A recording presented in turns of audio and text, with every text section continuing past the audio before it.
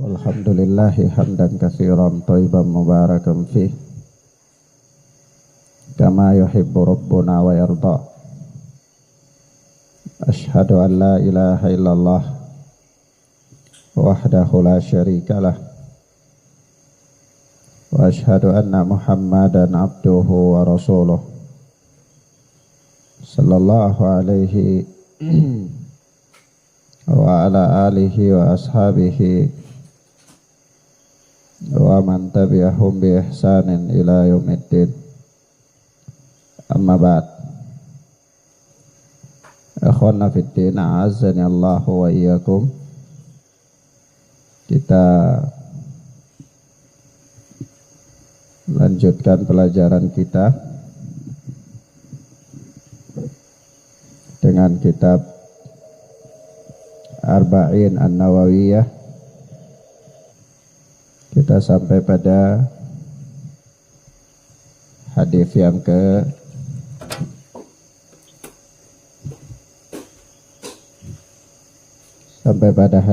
ke Ar-Rabi'ah Asyarah, yang ke-14. Kata Imam An-Nawawi an Ibnu Mas'udin radhiyallahu anhu qala, dari Ibnu Mas'ud yang Allah telah meridainya, dia berkata, qala Rasulullah sallallahu alaihi wasallam, Rasulullah sallallahu alaihi wasallam bersabda, la yahillu damu mri'in muslim illa bi ihda thalathin. Ya, tidak halal darah seorang muslim kecuali dengan salah satu dari 3 sebab. Pada asalnya darah seorang muslim itu terjaga, tidak boleh ditumpahkan kecuali disebabkan karena salah satu dari 3 perkara. Kata Nabi, at-thayyibu zani, yang pertama adalah orang yang telah menikah yang berzina. Wa nafsu bin nafsi, yang kedua membunuh orang lain, yaitu jiwa dengan jiwa, membunuh orang lain. Yang ketiga at-tariku lidinihi al-mufariqu lil jamaah, yaitu orang yang meninggalkan agamanya lagi memisahkan diri dari al-jamaah, yaitu murtad, ya, orang ya murtad. Naam. Di sini kata Imam An-Nawawi, rawahul Bukhari wa Muslim. Hadits ini diriwayatkan oleh Al-Imam Bukhari dan Muslim dalam sahih keduanya. Ikhwanna fiddin, a'azzani Allah wa iyyakum. Hadis yang mulia ini secara umum ya menerangkan kepada kita tentang satu perkara di antara perkara teragung dari syariat ini, yaitu melindungi darah manusia, menjaga kehormatan manusia. Karena Islam itu datang dengan memelihara beberapa perkara yang sangat penting. Yang pertama, Islam itu datang untuk hifdzuddin, ya, memelihara agama. Memelihara agama dengan cara apa? Biqatlil murtad alladzi yatala'abu biddin, yaitu membunuh orang yang murtad, yang bermain-main dalam agama. Jadi hukum membunuh orang murtad itu sebenarnya dalam rangka menjaga agama, supaya agama itu tidak dipermainkan seenaknya oleh seseorang. Nah, kadang-kadang manusia itu sedikit masuk Islam, sedikit murtad lagi, masuk Islam lagi, murtad lagi, ya, main-main dalam agama. Maka supaya tidak ada yang demikian ya dibunuh sudah. Kalau Islam murtad bunuh. Ya. Itu dalam rangka apa? Menjaga agama. Yang kedua adalah hifdzun nafs, menjaga jiwa. Ya, menjaga jiwa manusia. Ya, supaya apa? Ya, menjaga jiwa manusia supaya tidak gampang ditumpahkan darahnya, tidak gampang dibunuh, tidak gampang dianiaya, tidak gampang didolimi, yaitu adanya qisas. Ya. Jadi kalau orang yang dia patahkan tangan, ya harus patahkan tangannya pula. Kalau dia patahkan gigi seseorang, ya dipatahkan lagi giginya. Kalau dia bunuh, ya maka qisasnya juga ya dia dibunuh, gitu. Yaitu untuk apa? Menjaga jiwa.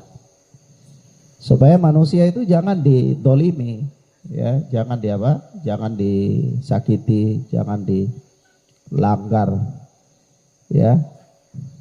Apa bahasa modernnya hak hidupnya, ya. Supaya dijaga hak hidupnya ya harus ada qisas. Kalau nggak ada, orang bisa sembarangan bunuh orang. Iya. Naam. Yang ketiga yaitu hifdzul mal, memelihara harta. Memelihara harta. Ya, memelihara harta dengan cara apa ya? Biqat yadis syarik, yadis sariq. Yaitu apa? Memotong tangan orang yang mencuri. Ya. As-sariq, orang yang mencuri ya dipotong. Yukta, dipotong tangannya. Supaya apa? Ya supaya tidak ada yang berani mencuri. Iya, ya, orang yang apa mencuri, ya orang yang korup, ya orang yang diberlakukan hukum potong. Tapi nanti kalau korupsi ya itu hukumnya sendiri ya. Dalam pandangan Islam apakah koruptor itu dipotong tangannya, ini apa punya pembahasan sendiri. Nah, ada orang yang korupsi dengan cara karena dia punya jabatan, ya, dia melegalkan suatu perkara yang haram, ya, dan seterusnya. Tapi yang jelas ya orang yang mencuri langsung ya itu dipotong tangannya, ya, apabila telah memenuhi syarat. Supaya apa ya? Supaya itu tadi ya harta manusia itu terjaga, nggak boleh diambil sembarangan, dirampas, ya. Jangan ada orang jalan-jalan lihat, wah ini duren bagus, ditebang saja, ya. Padahal bukan punya dia. Atau ada orang jalan-jalan lihat harta orang, wah ini bagus, diambil, digotong bawa pulang. Ya enggak boleh. Maka dari itu perlu ada hukum untuk menjaga itu. Ya, hukum untuk mencegah terjadinya perampasan harta orang lain dengan cara tidak benar, yaitu apa? Qat'u yadis sariq, memotong tangan orang yang mencuri. Ya. Yang keberapa? Yang kelima ya. Yang kelima itu adalah hifdzul ird, menjaga kehormatan. Menjaga kehormatan. Islam itu di antara pondasi-pondasi atau dasar-dasar ya perlindungan Islam, yaitu Islam melindungi kehormatan manusia. Ya, dengan cara apa ya? Misalnya adanya hukuman cambuk bagi apa? Alladzi yakdiful muslima bizzina, orang yang menuduh seorang muslim berzina. Ya, kalau dia tidak bisa datangkan bukti, dia hanya sekedar tuduh-tuduh, ya supaya jangan orang itu asal tuduh sembarangan, ya. Orang yang tuduh itu kalau nggak bisa bawa bukti ya dicambuk. Dihukum apa? Dicambuk. Kenapa ya? Karena dengan dia menuduh sendiri itu telah merusak kehormatan orang. Ya. Apalagi orang yang baik-baik. Wanita yang muslimah ya terkenal dia itu menjaga dirinya, ya lelaki yang muslim yang baik agamanya, ya kalau dituduh ya orang yang menuduh itu harus bawa bukti. Kalau dia tidak bawa bukti ya maka dia dicambuk. Kalau ditanyakan kenapa dia mesti dicambuk, ya dia dicambuk itu supaya manusia atau tidak terbuka pintu orang itu sembarangan nuduh. Ya. Nah, kalau tidak kayak gitu orang seenaknya di sini saja, nuduh saja, nuduh. Ya namanya cuma nuduh. Ya. Nah itulah bentuk-bentuk perlindungan apa? Islam terhadap apa? Ya, supaya terjadinya apa kelestarian kehidupan manusia itu bisa berjalan, maka Islam melindungi hal-hal ini. Islam melindungi agama dengan adanya hukum bagi orang yang melanggarnya. Islam melindungi jiwa dengan adanya qisas. Islam melindungi harta dengan adanya hukum potong tangan. Islam melindungi kehormatan seseorang dengan adanya apa? Hukuman cambuk, ya, hukuman cambuk bagi orang yang menuduh. Nah, sebab itu ya kawan, ya kita lihat di sini salah satunya perlindungan Islam terhadap jiwa manusia, ya, yaitu darah. Maka asalnya darah manusia itu tidak boleh ditumpahkan kecuali apabila dia melakukan apa? Pelanggaran-pelanggaran syariat. Nah, ya kenapa? Ya karena Allah Subhanahu wa taala sendiri menjamin itu, melindungi jiwa manusia, darah manusia itu. Di dalam surat An-Nisa ayat 93 itu Allah berfirman, "Wa may yaqtul mu'minan muta'ammidan fajazaohu jahannamu khalidan fiha. Wa ghadiballahu alaihi wa la'anahu wa a'adda lahu adaban 'azima." Dan barang siapa membunuh seorang muslim dengan sengaja, membunuh seorang mukmin, seorang yang beriman dengan sengaja, maka balasannya adalah neraka jahanam. Dia kekal di dalamnya. Wa ghadiballahu alaihi wa la'anahu wa a'adda lahu adaban 'azima. Dan apa? Allah murka kepadanya dan Allah melaknatnya serta menyediakan baginya adab yang besar. Ini membunuh seorang muslim yang tidak bersalah, ya, termasuk dosa besar. Ya, karena balasannya apa? Allah ancam dengan waman yaqtul mu'minan muta'ammidan fajazaohu jahannam. Ya. Barang siapa yang membunuh seorang mukmin dengan sengaja, maka balasannya adalah jahannam. Ya, dosa besar. Karena Allah ancam dengan apa? Dimasukkan ke dalam neraka jahanam. Naam. Ya, kemudian apa? Maka di sini dalam hadis ini ada beberapa dalil, ya, kita bisa memahami dari hadis ini. Yaitu di mana Rasulullah mengatakan la yahillu damu mri'in muslim, tidak halal darah seorang muslim. Begitu juga Allah berfirman wa man yaqtul mu'minan muta'ammidan, barang siapa yang membunuh seorang mukmin dengan sengaja. Maka ini memberikan indikasi kepada kita, kalau begitu bagaimana membunuh seorang kafir? Ya. Ya. Bagaimana darah seorang kafir? Maka ya, disebutkan oleh para ulama bahwa asalnya darah non muslim itu halal. Maksudnya begini, kalau dia terbunuh walaupun karena suatu tindakan kekeliruan, ya tidak ada qisas. Tidak ada qisas. Kalau seorang muslim kan ada qisas. Kenapa? Karena asalnya terlarang dia. Gitu. Ya. Naam. Ya, kecuali apa? Kecuali darah orang kafir yang disebutkan dalam perlindungan Islam. Yaitu siapa? Yaitu yang pertama kafir mu'ahad, kafir yang punya perjanjian damai dengan seorang muslim. Kemudian kafir musta'man, kafir yang mendapatkan jaminan keamanan.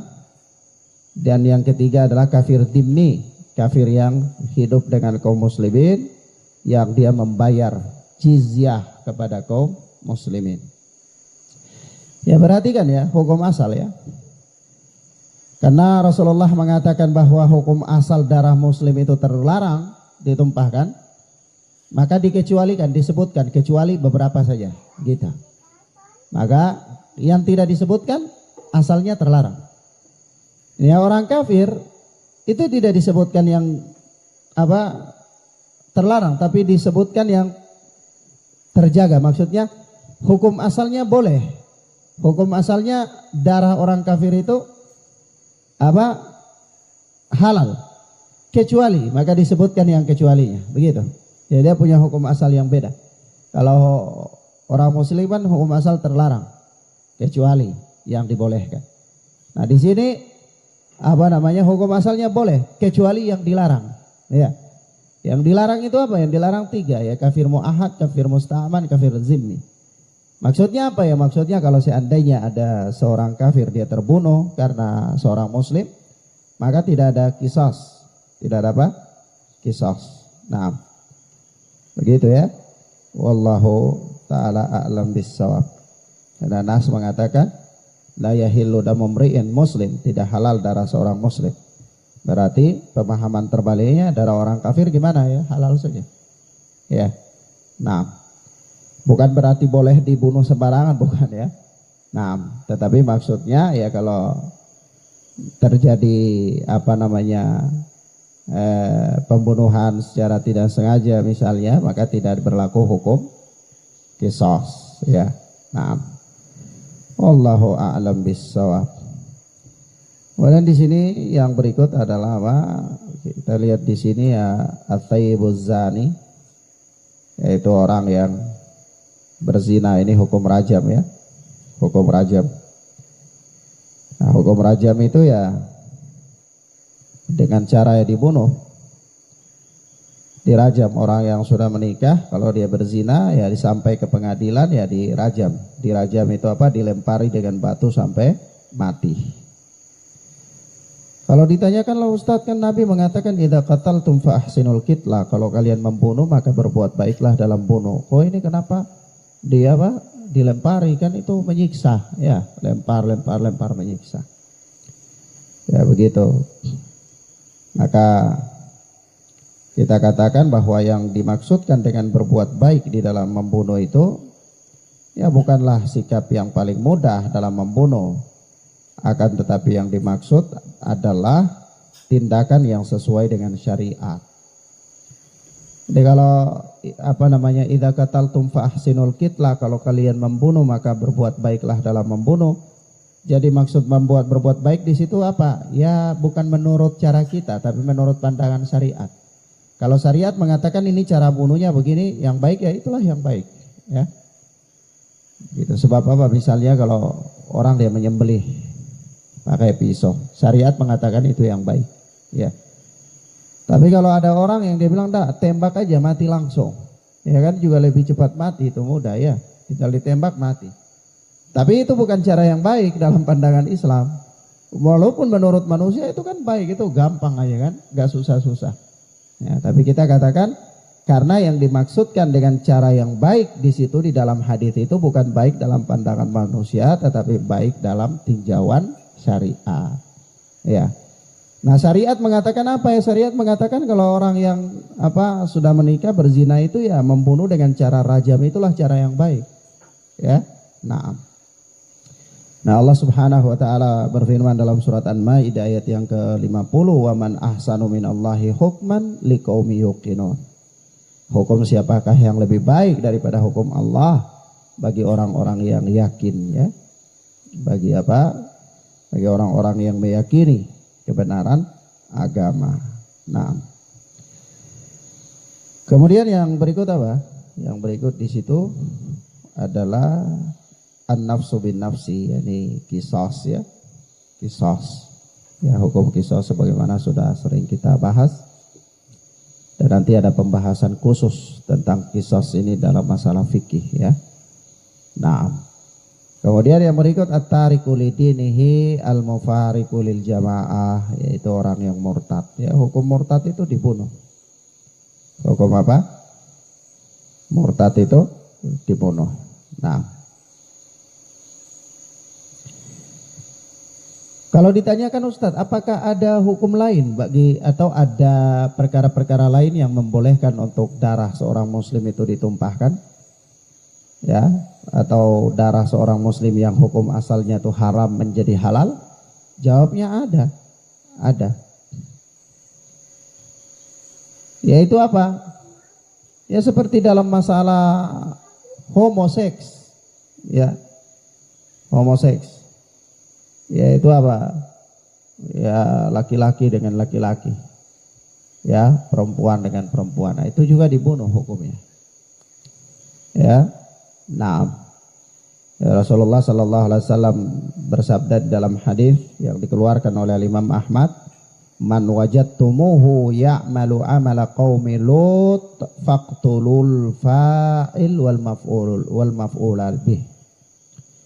Ya, siapa dari kalian yang mendapati ya orang yang melakukan perbuatan kaum Nabi Lot, yaitu homoseks, yaitu di apa? Faqtulu, maka bunuhlah al-fa'il wal maf'ula bih. Bunuhlah pelaku dan bunuh yang objeknya. Ya, dua-duanya dibunuh. Nah, termasuk ya perkara yang membolehkan.